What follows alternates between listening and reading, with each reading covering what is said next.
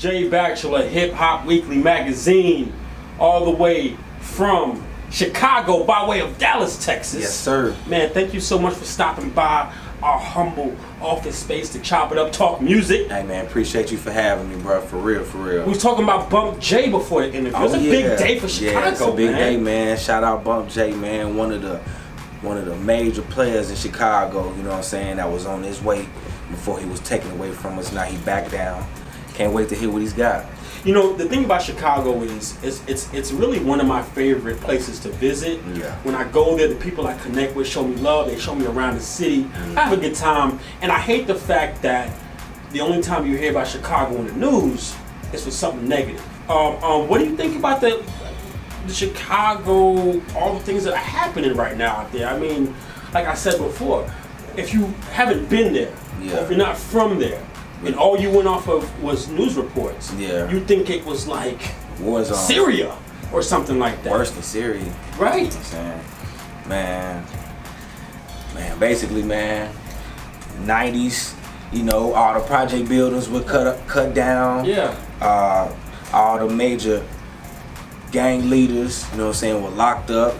You know, and there was no structure, there was no organization. You feel me? So once that happened, you know, it pretty much was everybody's pretty much just renegade mode. You feel me? Rules. To where it was no rules. Right. You know, there ain't no cheese, ain't no governors. You know, and if there's the law, you know what I'm saying, you got a lot of shorties that don't give a fuck. They ain't trying to hit none of that. You feel me? So do you think, because you know, I keep up with the news from all around the country. I read about there was a shooting where a 19-year-old killed like 4 dudes. I just heard about that. He killed 4 dudes. Now look, somebody shot 6 people at one place, killed 4 dudes, right?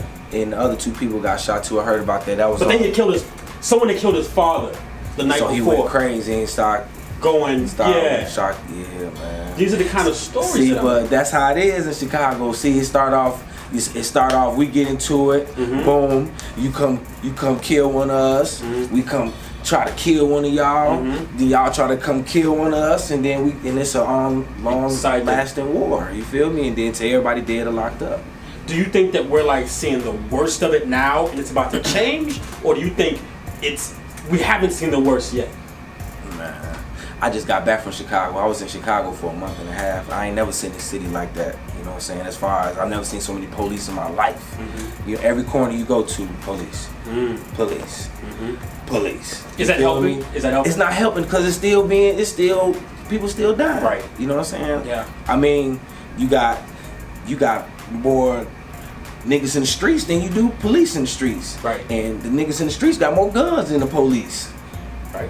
You feel me? So do you think that we've seen the worst of it though, or do you think that it's gonna like? Nah.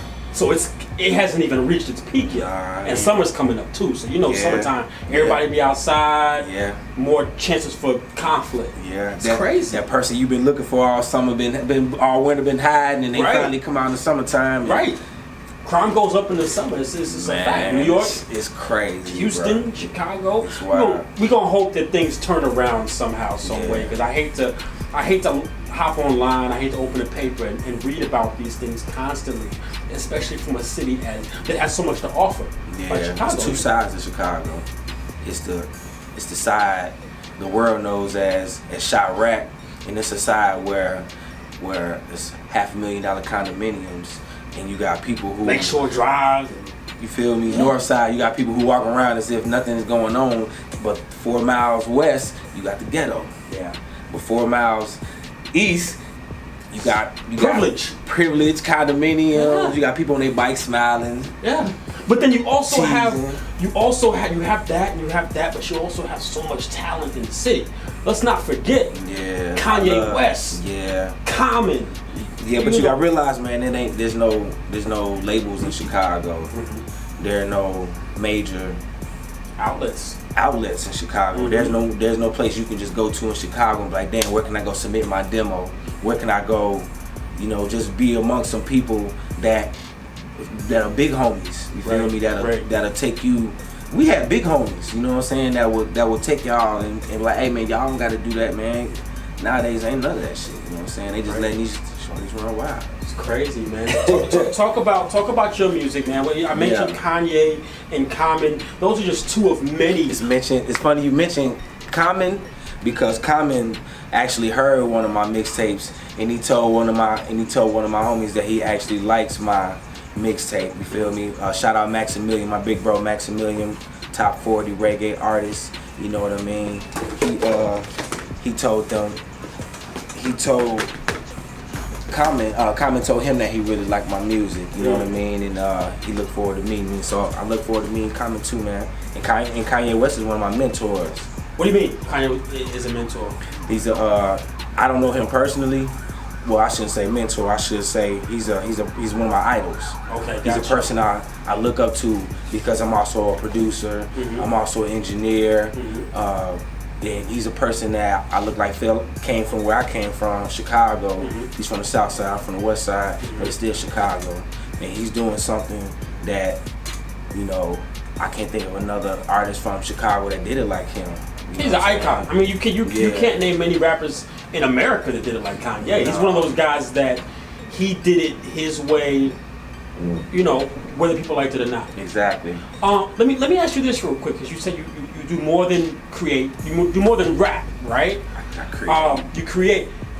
How do you balance trying to break through as an artist with creating productions and all the other things you're handling? Because well, it's quite easy because, all right, if I know a bunch of artists, I know the industry. I'm not gonna say I know, but say the industry may not like what I had to offer, but I know someone that the industry may like. So I could take this artist, I could produce for this artist, I could take him, put him in the studio. I can either create a beat for him, or we'll find a beat for him. Okay, now we're gonna formulate a song for you. You know what I'm saying? Then I'm gonna record you, and then I'm gonna, you know what I'm saying? And then put it out one way or the other. So one way or the other, you're gonna hear me one way or the other, whether it's through me or whether it's through another artist, whether it's through another artist recording. You know what I'm saying? I do it well, man. I can balance it well because I just feel like I'm multifaceted. I can do it all and still have music as my forefront. Did you start producing out of a need for beats? Like, was it like no one's I can't buy beats right now, or no one's making the beats that I need? Yeah, I know what I need. I'll create. Is that how that started? Well, more so, I always like bought my beats. If I didn't, you know, I never been a person that go on SoundClick or YouTube and just download beats and just try to rap on them. So I'm always trying to buy my beats, and it was just a point in time where I couldn't find my style. So I just started creating a style that was better suited to me. And it's funny because I really don't even produce. I really don't even rap over my beats. I've only rapped over like 2 of my beats. You know what I'm saying? So more so, I create my different type of style and see if someone else can catch it. And if not, eventually I might go back and listen to it a week or so, or a month or so later, and be like, oh shit, I got something for this. You know what I'm saying? How often are you creating new music? Whether every it's day. Every day, producing. I got a studio in my crib. Okay, cool. I record myself, engineer myself. Right, I be in the studio locked in there from 7 a.m. sometimes till 5 a.m. the next day. That's important, man. I feel like, you know, and I hate to sound cliche, but I feel like the new generation, the music doesn't sound as good quality-wise and content-wise because there's so many distractions. You know what I mean? Yeah. I read an article, they were saying like every 35 seconds someone looks at their phone. It's hard to get into. It's hard to get into what's called like deep work zone. Deep work is like deep sleep. Yeah. So you know when you go to sleep, for the first half an hour, you're still kind of awake. Still awake, 4 or 5 hours in, you're like knocked out. Yeah. So that level of work where you're knocked out into your work isn't happening anymore. So how do you preserve that? I mean, do you lock it? I take my phone out of the room sometimes. Yeah. Or I might have the phone in front of me, but it's on silent. Right. Somebody call me and I'm trying to record. I don't even answer the phone. They know if I don't answer the phone, I'm recording. I'm doing something. You know what I'm saying? So I try not to get distracted. Like I put people out the studio. You feel me? If I feel like my zone ain't right, my vibe ain't right, y'all gotta get the fuck up out of here. You know what I'm saying? Focus. I need to get my music done. You know what I'm saying? Do you find that when you totally isolate yourself and just zone in on what you're doing, you find the product is better that way? Yeah. For me personally, when I'm dolo, when I'm and it's not the only way I can create, but it's a preference of mine Right. to be in my zone, Right. be in the comfort or the exclusiveness of my own environment. You feel me? I don't got no problem going to the studio and cooking no other artists. I've done it several times where it's all type of noise in the room, for smoking, drinking, shooting dice, playing PS4, all type of stuff, and I'm still able to come in with what I come up with. You feel me? Because half the time I don't even write. I just go in there and just do my thing. Got you. Being that this is your first time speaking to Hip Hop Weekly, Yeah. we always want to give the artist a chance to, what should I say, initiate our audience with their music. So what are 3 songs by you that you'd recommend, and tell us what makes each of those records significant? The first song I'm gonna recommend is my latest single. It's called Flexin'. Man, it's basically one of those fun records. It's made by Amp on the track. Amp is from Cali, so it has that Cali bounce to it. I'm like, probably never ever seen it. Probably never ever won't again. Spend 27 up in Neiman's. All this money, I don't need a friend. You know what I'm saying? Came up quick, hit licks. Swipe, cop a whip. Bust a check on the 5th. I ain't work a day or a shift. You know what I'm saying? I just go off into a whole nother zone on the song, man. It's just one of those fun records, you feel me? The second one is called Fucking Up. The radio version is Cutting Up. It's featuring classic music. It's produced by Brandon Blanco. Brandon Blanco's actually from Houston. We gotta call him too. Dope. You know what I'm saying? And that's one of those slower records, you know. It's one of those records where I'm just basically talking about being in a relationship, man, and a man doing stupid stuff, man, whether it may be texting another girl, liking another girl Instagram page too much, flirting on Facebook. You know, we be fucking up when you do that. You know what I'm saying? I'm basically saying like, but we'll be good. You know, she always say she hate me, but she know deep inside she can't. You know what I'm saying? So it's just one of those type of records.